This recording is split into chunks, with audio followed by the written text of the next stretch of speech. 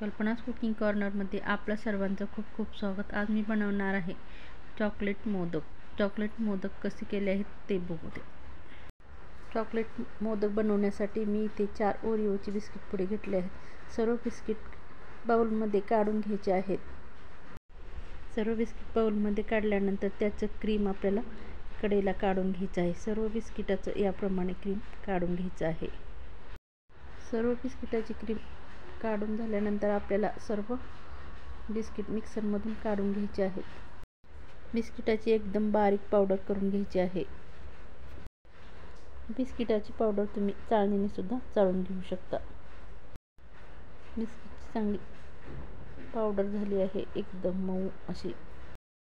ही बिस्किटाची powder आपल्याला एका बाउलमध्ये काढून घ्यायचं आहे। त्याच्यामध्ये आपल्याला अर्धा कप दूध घ्यायचं आहे। त्याच्यात थोडं थोडं दूध घालायचं आहे, एकदम जास्त दूध घालायचं नाही। थोडं थोडं दूध घालून घट्ट गोळा मळून घ्यायचा आहे। अगोदरची बिस्किटाची क्रीम काढली होती ती घ्यायची आहे। त्याच्यामध्ये ड्रायफ्रूटचा चुरा घालायचा आहे, 2 चमचे साखर घालायची आहे। ही सर्व साहित्य व्यवस्थित मिक्स करून घ्यायचं आहे।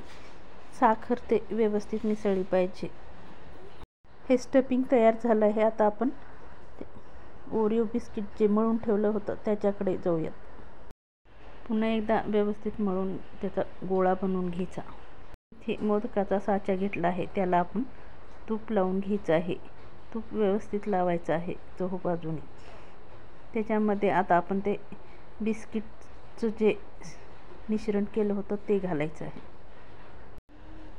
अगोदर सर्व चॉकलेटचं मिश्रण लावून घ्यायचं आहे। त्याच्यानंतर आपल्याला ते क्रीमचं सारण घालायचं आहे। मोदक व्यवस्थित तयार झालेला आहे। आता आपण ते काढून घेऊयात। जसा मोदक तयार झाला आहे तो आपण एका प्लेटमध्ये काढून घेऊया। मोदकाच्या साच्याला दरवेळेस तूप लावण्याची काही आवश्यकता नाही। आता आपण त्याच्यामध्ये ते चॉकलेटचं आवरण असलेलं पीठ घालायचं आहे।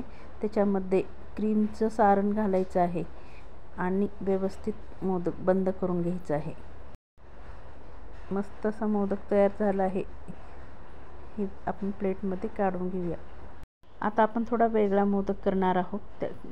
आपण जे स्टफिंग केलं होतं ते एका साईडला लावून घ्यायचं आहे। त्याच्यानंतर जे 2 बाजू आहेत त्याच्यामध्ये ते आपल्याला चॉकलेटचं पीठ लावायचं आहे, म्हणजे चॉकलेटचं आवरण असलेलं ते लावून घ्यायचं आहे।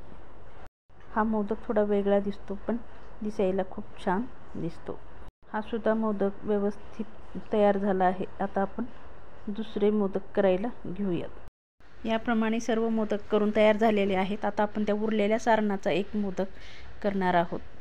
तो सुद्धा मोदक छान झालेला आहे। आता आपले मोदक करून झालेले आहेत। यावेळेस गणेश चतुर्थीला नेहमीपेक्षा वेगळे मोदक नक्की करून बघा। हे चॉकलेट मोदक खायला खूप